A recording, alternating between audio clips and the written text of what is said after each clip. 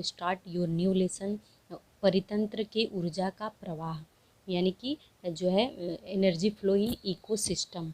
तो इकोसिस्टम क्या होता है ये 8वीं में आपने पढ़ा हुआ है, इसका परिभाषा, इसकी डेफिनेशंस क्या होती हैं। बहुत इंपॉर्टेंट लेसन है, इसमें भी अच्छे मार्क्स के क्वेश्चन पूछे जाते हैं। तो मैं वीडियो को लेक्चर स्टार्ट करने से पहले आपसे यही रिक्वेस्ट करूँगी कि ये जो हमारा लेसन नंबर 7 का लेक्चर नंबर 1 है, इसको पूरा आप देखिएगा, पूरा लास्ट तक वीडियो को ज़रूर देखिएगा। और प्लीज़ मैं आपसे रिक्वेस्ट करती हूँ कि वीडियो को लाइक, शेयर और सब्सक्राइब करना बिल्कुल मत भूलिएगा।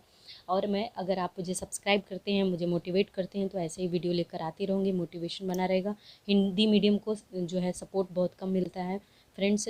अगर इसके बजाय इंग्लिश मीडियम हो, इंग्लिश बुकें हों, तो वो सब चीज़ों को लोग ज़्यादा सपोर्ट करते हैं। लेकिन मैं आपसे रिक्वेस्ट करती हूँ कि मेहनत करके हम बनाते हैं, तो हमारी मेहनत का फल यही है कि वीडियो को पूरा देखिए, ज़्यादा से ज़्यादा लोगों को शेयर, सब्सक्राइब कीजिए, और यही मेरा जो है आपसे एक रिक्वेस्ट है। तो चलिए स्टार्ट करते हैं। पहले मैं जो है इसका कलर चेंज कर लेती हूँ, रेड कलर। ओके, यहाँ पे देखिए हमारा जो ये लेसन है परितंत्र के ऊर्जा का प्रवाह, एनर्जी फ्लो इन इकोसिस्टम, इसमें बहुत सारे टॉपिक हैं। आहार श्रृंखला और खाद्य जाल 8वीं में आपने पढ़ा हुआ है थोड़ा सा इसके बारे में। ऊर्जा पिरामिड, जैव भू रासायनिक चक्र, कार्बन, ऑक्सीजन और नाइट्रोजन चक्र को आपको जो है एक प्रश्न यहाँ पे दिया है कि परितंत्र क्या है। तो ये क्वेश्चन आपका जो रहेगा, आप कमेंट बॉक्स में लिख कर बताइए कि परितंत्र का क्या अर्थ होता है। हालांकि मैं वीडियो के लास्ट में इसका डेफिनेशन या अर्थ ज़रूर बताऊंगी, लेकिन पहले वीडियो को आपको पूरा देखना पड़ेगा। तो चलिए जो है इसके बाद दूसरा क्वेश्चन दिया है कि परितंत्र के विभिन्न प्रकार कौन से हैं। परितंत्र देखिए क्या होता है। जो है परितंत्र कई प्रकार के होते हैं, जैसे भू परितंत्र, जलीय परितंत्र, मतलब जल में जो सिस्टम होता है, और ज़मीन पर जो होता है। और ये मुख्य रूप से 2 होते हैं, आगे चल के इनके और कई टाइप्स हो जाते हैं, जैसे मरुस्थलीय परितंत्र, जंगल का परितंत्र, सागर का परितंत्र, मीठे पानी का परितंत्र। मतलब ये सारे इकोसिस्टम जिसमें जो है प्राणी जगत रहते हैं, वो कई टाइप में डिवाइड हो जाते हैं आगे जाके। तो परितंत्र क्या है, परितंत्र की कई सारी परिभाषाएं। परितंत्र के बारे में थोड़ा सा देख लीजिए कि जीव तथा उसके बाह्य वातावरण के जो पारस्परिक संबंधों का अध्ययन होता है, उसे परिस्थिति विज्ञान या परिस्थिति या इकोलॉजी बोलते हैं। क्या बोलते हैं? इकोलॉजी, मतलब जिसमें परितंत्र के बारे में अध्ययन किया जाता है, उसे इकोलॉजी बोलते हैं। सबसे पहले रेटर जो है साइंटिस्ट थे, रेटर नाम के साइंटिस्ट ने, जंतु विज्ञान शाखा शास्त्री मतलब जूलॉजिस्ट ने इकोलॉजी शब्द का प्रयोग किया था। वो 1868 में उन्होंने इसको यूज़ किया था, और ओइकोलॉजी के रूप में किया था। यह शब्द ग्रीक वर्ड के 2 शब्दों, मतलब ये ग्रीक वर्ड के 2 वर्ड से बना हुआ है, जिसको ओइकोज और प्लस उस मतलब कि घर, या ओइकोज मतलब घर या आवास होता है, तथा लोगोज, इस 2 शब्द से ओइकोलॉजीज बनाया था। इसका मतलब होता है मतलब अध्ययन करना या स्टडी करना। तो इसे मतलब कि घर, प्राणियों या जीव जंतुओं के घर या आवास के बारे में अध्ययन करना ही ओइकोलॉजी होता है। ठीक है, क्या होता है? ओइकोलॉजी। ठीक है, तो ये परितंत्र के बारे में इन्होंने अध्ययन किया था। फिर अर्नेस्ट हेकल जो 1869 में एक डेफिनेशन दिया है कि जीवधारियों के कार्बनिक तथा अकार्बनिक वातावरण और पारस्परिक संबंधों के अध्ययन को पारिस्थितिक अथवा परिस्थिति विज्ञान कहते हैं। ठीक है, तो इस तरीके से और वैज्ञानिक आए, यूजीन ओडम 1963 में आए, और उसके बाद जो भारत के बहुत प्रोफेसर परिस्थितिक विज्ञान है, प्रोफेसर आर मिश्रा, 1967 में भी एक परिभाषा दी थी। उनकी परिभाषा के अनुसार है कि पारिस्थितिकी रूप, प्रक्रिया और कारकों के बीच पारस्परिक संबंधों का अध्ययन है। तो ये सब चीज़ें तो डेफिनेशन की हो गई, जो है आप ये नॉलेज के लिए है। अब हम आते हैं अपने टॉपिक पर कि ये कई प्रकार के होते हैं। आपने समझ लिया परितंत्र जो है, जलीय परितंत्र, भू परितंत्र, मरुस्थलीय परितंत्र, ठीक है, जंगल परितंत्र, सागर परितंत्र, मीठे पानी का परितंत्र, ये हो गया। उसके बाद है परितंत्र के जैविक तथा अजैविक घटकों की अंतर क्रियाएँ किस पद्धति से घटित होती हैं। तो ये इसमें कई बिंदु आते हैं, जैसे होता है प्रत्यक्ष अंतर प्रक्रियाएं जो हैं घटकों की। एक होता है, पहला पॉइंट लेकर अगर पढ़ लें तो, प्रत्येक सजीव को जीवित रहने के लिए निश्चित अजैविक घटकों की आवश्यकता होती है। अब देखिए यहाँ पे एक प्रश्न और आ रहा है कि अजैविक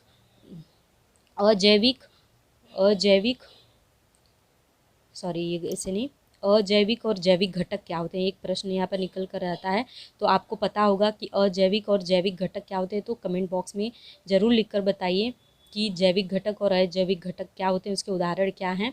अगर आपको नहीं आएगा तो वो भी पूछिए, मैं आपको जो है ज़रूर बताऊँगी। ठीक है, उसके बाद घटकों की आवश्यकता होती है। ठीक है, फिर हवा, पानी, मिट्टी, सूर्य प्रकाश, तापमान, आर्द्रता जैसे अजैविक घटकों पर वहाँ रहने वाले सजीवों का प्रकार निर्भर होता है। सजीवों की संख्या तथा उसकी जीवित रहने की क्षमता अजैविक घटकों के अनुसार जो है निश्चित की जाती है। तो अब यहाँ पे देखिए, मैंने आपको बता भी दिया, प्रश्न भी पूछ लिया और आपको बता भी दिया कि अजैविक घटक क्या होते हैं। चलिए, अगर आपने ये समझा है तो कमेंट बॉक्स में ज़रूर लिखिएगा कि अजैविक घटक क्या होते हैं। मैं आपको फिर से बता देती हूँ कि अजैविक घटक होते हैं हवा, पानी, मिट्टी, सूर्य का प्रकाश, टेम्परेचर, ये सारे जो होते हैं ये सारे होते हैं अजैविक घटक। ठीक है, और जो सजीव होते हैं, जो जीवित हम और आप जैसे लोग या वृक्ष, प्राणी, ये सब हवा, पानी, मिट्टी, सूर्य के प्रकाश, तापमान, टेम्परेचर, ये सब चीज़ों पर डिपेंड करते हैं। तो ये हो गया हमारे मतलब परितंत्र के जैविक तथा अजैविक घटकों के बीच ये अंतःक्रिया होती है कि हम उन पर डिपेंड करते हैं। अब अजैविक घटक तथा जैविक घटकों में सतत होने वाली अंतःक्रिया के कारण जैविक घटक कम या ज़्यादा हो जाते हैं। अब अजैविक घटक कम ज़्यादा कैसे हो सकते हैं, हम बहुत ज़्यादा पानी का इस्तेमाल करेंगे तो सूखा पड़ जाएगा, पानी कम पड़ जाता है, या फिर हम बहुत ज़्यादा जंगल काट देंगे तो उस एरिया में ऑक्सीजन की कमी हो जाती है। तो ये इसलिए हमारे जो है यूज़ करने की पद्धति पे जो है ये जैविक घटक कम या ज़्यादा हो सकते हैं। इसीलिए हम और वो जैविक घटक और अजैविक घटक परस्पर एक दूसरे को क्या करते हैं, इफेक्ट करते हैं, प्रभावित करते हैं। तो ये तो इन प्रश्नों का उत्तर हो गया। अब हमें आप परितंत्र क्या होता है इसकी परिभाषा मैंने बताया है, जरूर कमेंट बॉक्स में लिखिएगा, वीडियो जरूर लास्ट तक देखिएगा। आगे आते हैं कि परितंत्र का ऊर्जा प्रवाह, एनर्जी फ्लो इन इकोसिस्टम, ये क्या होता है कि पिछली कक्षा में तो आपने जो पोषण पद्धति और सजीवों का क्लासिफिकेशन, वर्गीकरण पढ़ चुके हैं। अब इसमें हमने क्या क्या चीज़ें पढ़ी थी, आप 8वीं में स्वयंपोषी, ठीक है, मतलब जो उत्पादक होते हैं, ठीक है, परपोषी जो कि भक्षक होते हैं, मृतोपजीवी और विघटक, इन जो है 3-4 चीज़ों के बारे में हम लोगों ने पढ़ा था। अब क्या है कि परिवेश के परितंत्र के विभिन्न भक्षक स्तर निम्नलिखित हैं। यहाँ पे देखिए, ये जो तालिका है आप ध्यान से देख लिए, इसी पे पूरा डिपेंड करता है इकोसिस्टम। प्रथम क्या है कि प्राथमिक भक्षक या शाकाहारी होते हैं, ये जैसे इसमें टिड्डा, गिलहरी, हाथी इत्यादि, ये स्वयंपोषी होते हैं। उत्पादक वनस्पति पर प्रत्यक्ष रूप से निर्भर करते हैं। अब जो प्राथमिक उत्पादक, इसके पहले एक होता है उत्पादक। उत्पादक कौन होता है, उत्पादक होते हैं प्लांट्स, होते हैं ग्रीन प्लांट्स, हरे प्लांट्स, पौधे, जिससे हमें अनाज, फल, फूल और ये सब घास फूस होता है, वो उत्पादक हो गए। ठीक है, अब उससे प्राथमिक भक्षक जो है शाकाहारी जो होते हैं, जो शाकाहारी होते हैं, वो इन चीज़ों को खाते हैं, जैसे टिड्डा, गिलहरी, गाय, भैंस, बैल, ये सब चीज़ें इन्हीं, बकरी, हिरन, इन्हीं सब चीज़ों पर मतलब कि घास पर, घास फूस पर या फल पे डिपेंड करती हैं। तो ये प्राथमिक भक्षक हो गई। अब ये प्राथमिक भक्षक, अब फिर आता है द्वितीयक भक्षक जो कि मांसाहारी होते हैं। इसमें कौन कौन आते हैं, मेढक आता है, उल्लू, लोमड़ी, ये शाकाहारी प्राणियों का अन्न भोजन के रूप में उपयोग करते हैं। मतलब जैसे ये क्या करते हैं, शाकाहारी प्राणियों को खाते हैं। जैसे मेढक क्या हो गया, किसी छोटे जीव को खा लिया, तो इस तरीके से इनका जो है एक साइकिल बन जाएगा, आगे हम उसके बारे में बताएंगे। ठीक है, तो यहाँ पे बस पहले प्राथमिक और द्वितीयक भक्षक पढ़ लीजिए। प्राथमिक भक्षक में आते हैं जो कि शाकाहारी होते हैं, जैसे टिड्डा, गिलहरी, गाय, भैंस, बैल, बकरी, हिरन, हाथी, ये सब होते हैं जो कि उत्पादक पर निर्भर करते हैं। फिर द्वितीयक भक्षक में आते हैं मेढक, उल्लू, लोमड़ी, ये शाकाहारी प्राणी अन्न भोजन के रूप में उपयोग करते हैं। फिर सर्वोच्च भक्षक आते हैं जो कि इसका एग्जाम्पल है शेर, बाघ, शाकाहारी तथा मांसाहारी प्राणियों का भक्षण करते हैं। ठीक है, ये अन्य प्राणी इन्हें नहीं खाते हैं। ठीक है, ये सर्वोच्च भक्षक होते हैं, ये इन लोगों को खा सकते हैं लेकिन इनको कोई और नहीं खाता, तो इसलिए इनको सर्वोच्च भक्षक कहा जाता है। इसे सर्वाहारी भी बोलते हैं। जैसे कि इसमें शाकाहारी और मांसाहारी दोनों का भक्षण कर सकते हैं। जैसे कुत्ता हो गया, वो रोटी भी खाता है और बिल्ली को या चूहे को खा सकता है, उसी तरह बिल्ली हो गई जो चूहे को खाती है और दूध भी पीती है या रोटियां भी खा सकती है। तो इसमें सर्वाहारी में जो सब कुछ खाते हैं वो आते हैं। सॉरी, सर्वाहारी में ये आता है सर्वभक्षी। ये सर्वोच्च भक्षक लायन, शेर, ये सब होते हैं जिसे अन्य कोई जानवर नहीं खाता है। उसके बाद सर्वभक्षी में ये आते हैं, अभी जो मैंने अभी आपको एग्जाम्पल बताया है, कुत्ता और बिल्ली का। मनुष्य जो है रोटी भी खाते हैं, खाना भी पकाकर खाते हैं और अदर चिकन वगैरह भी खाते हैं। भालू भी आते हैं इसमें। अन्य पदार्थों के ये वनस्पतिजन्य पदार्थों तथा शाकाहारी और अन्य मांसाहारी प्राणियों के भोजन के रूप में उपयोग कर सकते हैं। तो आई होप आपको ये समझ में आ गया होगा कि प्राथमिक भक्षक ये जो है 4 भागों में डिवाइड है: प्राथमिक भक्षक, द्वितीयक भक्षक, सर्वोच्च भक्षक और सर्वभक्षी, यानी कि मिश्राहारी, जिसे बोलते हैं सर्वाहारी। फिर अब यहाँ पे आता है हमारा नेक्स्ट पॉइंट है आहार श्रृंखला और खाद्य जाल। आहार श्रृंखला और खाद्य जाल यानी कि food chain and food web क्या होता है। अब देखिए आहार श्रृंखला और खाद्य जाल के बारे में खाद्य जाल की डेफिनेशन पढ़े तो यहाँ पे जो आपको देखिए डायग्राम बनाया, ये इंपॉर्टेंट है, एग्जाम में आता भी है इसकी। तो यहाँ पे देखिए कि यहाँ निरीक्षण करें और घटकों का आपसी संबंध स्पष्ट करें। आकृति के अनुसार आपके आसपास पाए जाने वाले सजीवों के 4 आहार श्रृंखला बनाइए। उत्पादक, भक्षक और मृतोपजीवी सजीवों में सदैव अंतर क्रियाएँ होती रहती है। इन अंतर क्रियाओं का एक क्रम होता है, मतलब एक सीक्वेंस होता है। ये इसको खाएगा, ये इसको खाएगा, ये इसको खाएगा, तो ये एक सीक्वेंस होता है। और हर आहार श्रृंखला में ऐसी 4 या 5 से भी अधिक कड़ियाँ होती हैं। किसी परितंत्र में ऐसी एक दूसरे से जुड़ी हुई कई आहार श्रृंखलाएं समाविष्ट होती हैं, इन्हें ही खाद्य जाल कहा जाता है। ठीक है, तो खाद्य जाल का एक तरह से अगर परिभाषा दिया जाए तो उत्पादक, भक्षक तथा मृतोपजीवी सजीवों में क्रमशः अंतः क्रिया का अर्थ है खाद्य श्रृंखला। ठीक है, प्रत्येक खाद्य श्रृंखला में ऐसी 4 या 5 से भी अधिक कड़ियाँ जुड़ी रहती हैं। तो ये हो गया हमारा खाद्य श्रृंखला, फूड चेन हो गया, इसका डेफिनेशन हो गया। आगे हम देखेंगे कि खाद्य जाल क्या होता है। तो खाद्य जाल के बारे में देखिए दिया है कि कोई सजीव, पहले पिछली कक्षा में आपने विभिन्न परितंत्रों का अध्ययन किया, इसमें पाई जाने वाली आहार श्रृंखला स्पष्ट कीजिए। देख लीजिए, जैसे यहाँ पे क्या है, सूर्य के प्रकाश से जो है पौधे होते हैं, पौधे भोजन बनाते हैं। अब इस पौधों या घास को टिड्डा खा रहा है, टिड्डे का भक्षण मेढक करेगा, मेढक को सांप निकल जाता है या खाता है। अब इस सांप को जो है बाज खाता है और बाज जब मर जाता है तो इसका अपघटन होता है और वहाँ पे जो है सूक्ष्म जीव, बैक्टीरिया और वगैरह ये सब इसको क्या करते हैं, अपघटित कर देते हैं, डिकम्पोज्ड कर देते हैं। तो ये चैन बना, मतलब 1 2 3 4 5 6, इस तरीके से 5 या 6 ऐसे इंक्लूड हैं और इस तरीके से ये बनता है खाद्य श्रृंखला, खाने की एक श्रृंखला बनी है। अब खाद्य जाल क्या है कि कोई सजीव कई अन्य सजीवों का भक्ष्य होता है। उदाहरण, कोई कीटक अनेक प्रकार की वनस्पतियों के पत्ते खाता है, परंतु वही कीटक मेढक, छिपकली, पक्षियों का भक्ष्य होता है।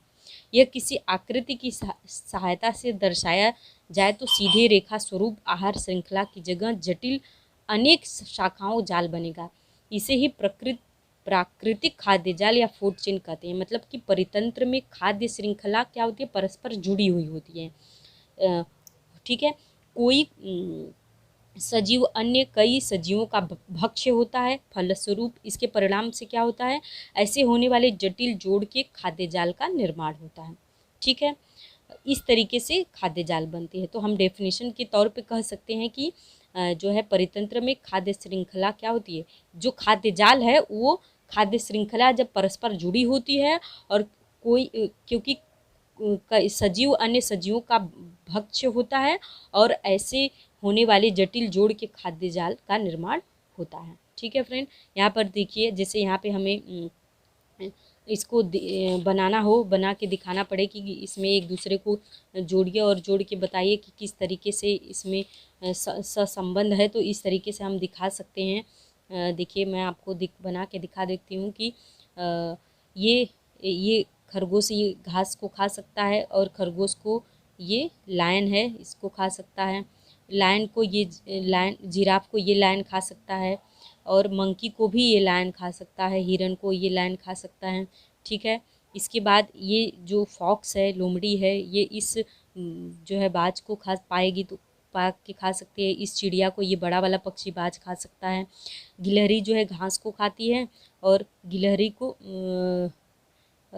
गिलहरी घास को खा सकती है और ये बीजों को खा सकती है, ठीक है। और ये टिड्डा घास को खाता है और टिड्डे को क्या है ये पक्षी खा सकता है, ठीक है। इस तरीके से और भी श्रृंखलाएं, जैसे हिरन घास को खाता है, पक्षी इस दाने को खाता है। और ये स्क्वैरल टाइप का दिख रहा है, ये इसको दाने या बीज को अनाज को खा रहा है। इस पौधे पर लगे फल को, वृक्ष पर लगे फल को ये खा सकता है, गिलहरी वगैरह। और इसको ये मंकी भी खाता है, इससे निकलने वाले केले बनाना को भी खाता है और ये भी केले और बनाना को खाते हैं। तो इस तरीके से एक वेब बन गया है। अब इसको फॉक्स भी खा सकता है, हिरन को। लोमड़ी भी इसका शिकार कर सकती है, लोमड़ी इसका भी शिकार कर सकती है, लोमड़ी बंदर को भी खा सकती है अगर शिकार करना। अब ये देखो पेड़ से घास वगैरह जिब्रा खाता है। तो इस तरीके से देखिए एक जाल बन गया है जिसे क्या बोलते हैं, खाद्य जाल।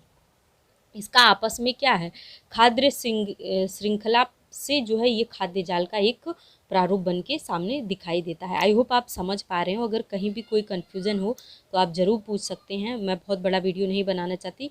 अब जो है एनर्जी पिरामिड हम बाद में पढ़ेंगे। देखिए कि अपने आसपास के परतंत्र के विभिन्न भक्षकों की सूची बनाइए। और ये देखिए यहाँ पे कुछ प्रश्न है कि क्या खाद्य जाल के भक्षकों की संख्या निश्चित होती है। तो यहाँ पे खाद्य जाल की भक्षकों की संख्या क्या होती है, कितनी होती है, निश्चित होती है कि नहीं होती है। तो यहाँ पे इसका आंसर हो जाएगा नहीं। खाद्य जाल में भक्षकों की संख्या स्थिर निश्चित नहीं होती है। कई जटिल जो है कॉम्प्लेक्स रिएक्शंस होते हैं, इस कारण भक्षक भी बदलते रहते हैं, ठीक है। उसके बाद सेकंड क्वेश्चन इसी में पूछा है कि कई प्रकार के भक्षक यदि एक ही प्रकार के सजीवों का भक्षण करे तो इस परितंत्र पर क्या असर होगा। तो यहाँ पे कई भक्षकों के भोजन एक ही प्रकार के अगर सब्जियों का भोजन करेंगे तो भोजन का अभाव होगा, क्योंकि वही प्रकार सब खाना चाहेंगे तो भोजन की कमी हो जाएगी। जिसकी इससे क्या होगा कि जो मजबूत रहेगा वो ही जो है ज़्यादा भोजन पा सकेगा, और जो कमज़ोर प्राणी होंगे उस भोजन को नहीं पा पाएंगे और वो मृत्यु हो जाएंगे उनकी। और यानी कि जो स्ट्रांग रहेगा वो जीवित रहेगा। और उसके बाद जिन खाद्य पदार्थों पर कई सजीव डिपेंड करते हैं, उससे समाप्त होने पर उस भक्षकों की संख्या में भी कमी होगी और परितंत्र का जो इकोसिस्टम का पूरा बैलेंस है वो बिगड़ जाएगा, ठीक है। आई होप आपने ये समझा होगा। फिर भी कोई डाउट हो तो पूछ सकते हैं। थर्ड है कि खाद्य जाल में संतुलन होने की आवश्यकता क्यों है। तो खाद्य जाल में संतुलन न होने पर उसमें बहुत सारे पोषक स्तरों के सजीवों से उचित ढंग से जो है इंटर रिएक्शन नहीं होगा, अंतःक्रिया नहीं होगी। उत्पादक की अपेक्षा भक्षक अधिक हो जाएंगे अगर तो परितंत्र में अकाल पड़ सकता है। जैसे यदि बाघ जैसे सर्वोच्च भक्षक मानवों के शिकार की बलि हो जाएं, जैसे मनुष्य जो है बहुत सारे शेर या बाघों को मार दे तो जंगल में बाघ ही नहीं रहेंगे तो हिरन जैसे जानवरों की संख्या बहुत बढ़ जाएगी। द्वितीयक भक्षकों की संख्या इतनी बढ़ जाएगी कि परितंत्र में हरे घास की कमी पड़ जाएगी, क्योंकि वो लोग तो हरा घास खाते हैं। और हरी घास समाप्त होने पर मिट्टी का क्षरण होगा, मतलब मृदा अपरदन होगा, बारिश होगी तो बहुत जल्दी मिट्टी बह जाएगी। ऐसे सभी विनाशकारी परिणाम होंगे तथा परितंत्र जो है इस तरह से नष्ट हो जाएगा। यही कारण है कि खाद्य जाल में संतुलन होना आवश्यक है। तो आई होप आपको इतना समझ में आ गया। आज हम वीडियो को यहीं पे रोकते हैं, नेक्स्ट में पढ़ेंगे ऊर्जा का पिरामिड। तो आपने पूरा वीडियो देखा इसके लिए बहुत बहुत धन्यवाद फ्रेंड्स। नेक्स्ट वीडियो में मिलती हूँ, तब तक के लिए बाय।